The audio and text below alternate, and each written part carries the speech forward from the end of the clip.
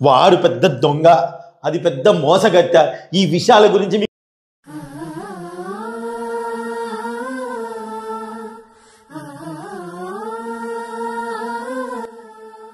ఇంటి దొంగని ఈశ్వరుడైనా పట్టలేడు అంటారు కదండి.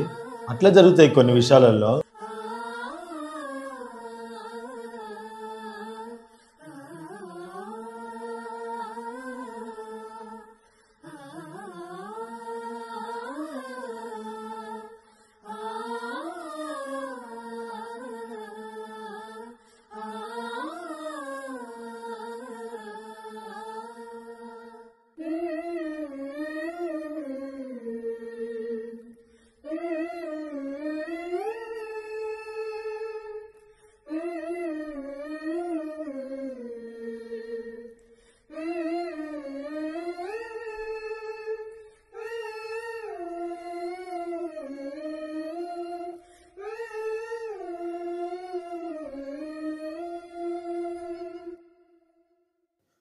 ఇంటి దొంగని ఈశ్వరుడైనా పట్టలేడు అంటారు కదండి.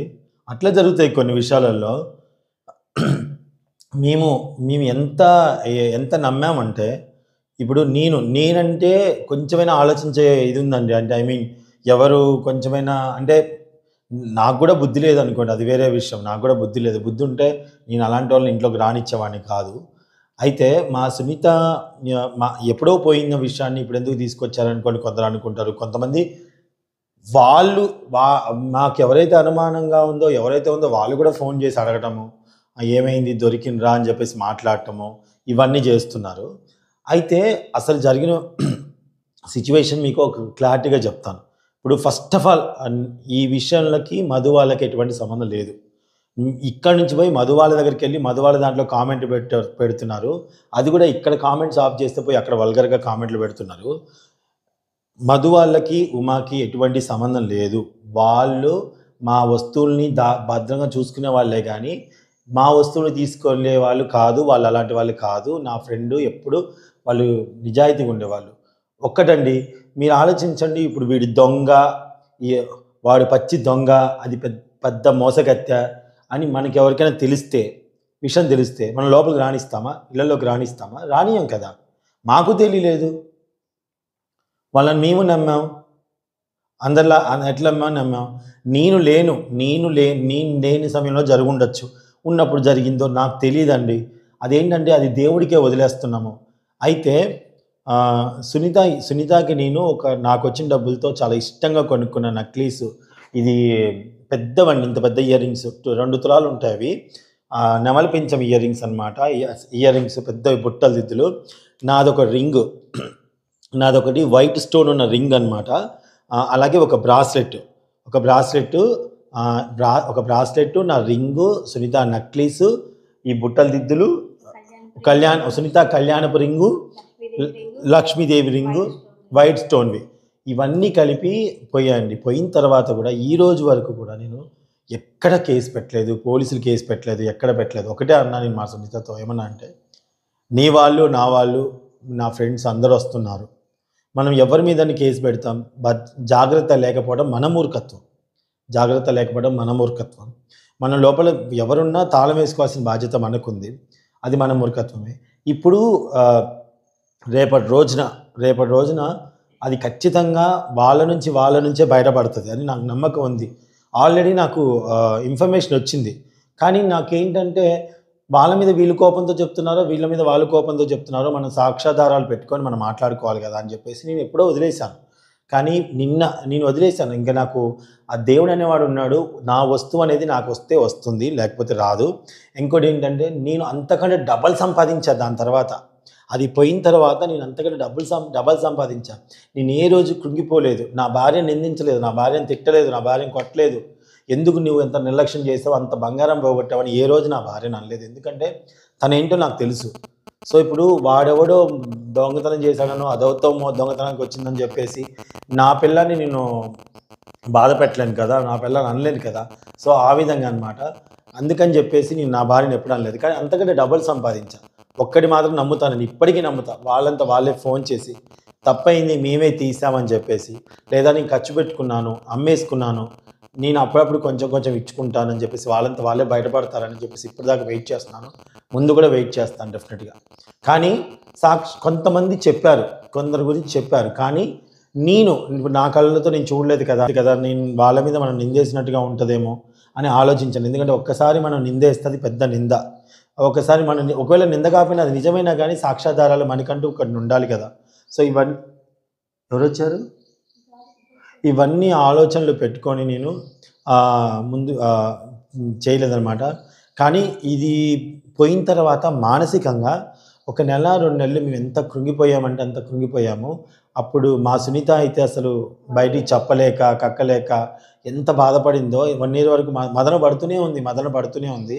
తన్ని బయటికి తీసుకురావడానికి కోసం మేము చాలా చోట్లకు తిప్పాను, బయటికి తీసుకెళ్ళాను. ఎందుకంటే ఇష్టంగా నేను సొంతబడి కష్టపడి కొనుక్కున్నది. ఒక్కటి మాత్రం నిజమండి, వాడు దొంగనో వాడు అది మోసగత్తని తెలిస్తే ఎవ్వరం మనం ఇంట్లోకి రానియం కదా. కానీ ఖచ్చితంగా ఇది నిజమా అబద్ధమా అనేది మాకు మాత్రమే తెలుసు. ఎందుకంటే మా చుట్టాలకు తెలుసు, వీళ్ళ అమ్మ వాళ్ళకి తెలుసు ఆ గోల్డ్ ఏంటనేది మా చుట్టాల్లో చాలామందికి తెలుసు. అండ్ అలాగే మధు వాళ్ళ అమ్మకు తెలుసు, మధు వాళ్ళకి తెలుసు, మా తరపు ఉన్న వాళ్ళందరికీ తెలుసు. కానీ జస్ట్ సోషల్ మీడియా వాళ్ళకే తెలియలేదు, చెప్పలేదు నేను అంతే. కానీ మా సునీత తట్టుకోలేక ఒక పోస్ట్ పెట్టింది. అంటే నాకు చెప్పింది నేను పోస్ట్ పెడుతున్నానని చెప్పేసి అప్లోడ్ చేసింది. సరే చేసే, నీ బాధ ఎందుకు, నేను చేయాలని చెప్పేసి చెప్పాను, చేసిందనమాట. కానీ ఒక్కటి మాత్రం నిజమండి, ఇప్పుడు ఆ బంగారం ఉంటే 8 లక్షలు 9 లక్షలు వచ్చుండును. కానీ ఎన్ని రోజులు తింటారు? కానీ నువ్వు దొంగ అన్న ముద్ర ఖచ్చితంగా నీకు ఆల్రెడీ అనుమానం ఉన్న వాళ్ళు అలానే చూస్తున్నారు. కానీ నేను ఎవ్వరిని అనుమానించట్లేదండి. పోనీ నాకైతే ఎలా ఆశ ఉండేదంటే కనీసం తీసిన వాళ్ళు మళ్ళీ తీసుకొచ్చి పెడతారేమో అని ఎన్నిసార్లు చూశాను. బీరువా మొత్తం 4-5 సార్లు చదవటం, తను సర్దటం, నేను సర్దటం, ఇవన్నీ జరిగిపోయాయి. సో ఎవరు ఏంటనేది బయటపడ్డప్పుడు మాత్రం నేను సోషల్ మీడియాలో ఏం పెట్టను, ఎవరనేది చెప్పనండి. ఎందుకంటే వాళ్ళు ఎవరనేది చెప్పను. కాకపోతే అంటే వాళ్ళు ఎవరిది చెప్పనంటే ఇప్పుడు మరి అలాంటి దొంగని మీరు వదిలేస్తారా అంటారేమో. అప్పుడు ఏం చేయాలని ఆలోచిస్తానంటే నేను చెప్పడం కాదు, చట్టపరంగా ఏం చేయాలి అనేది ఆలోచించి దాని ప్రకారమే నేను ముందుకెళ్తానన్నమాట.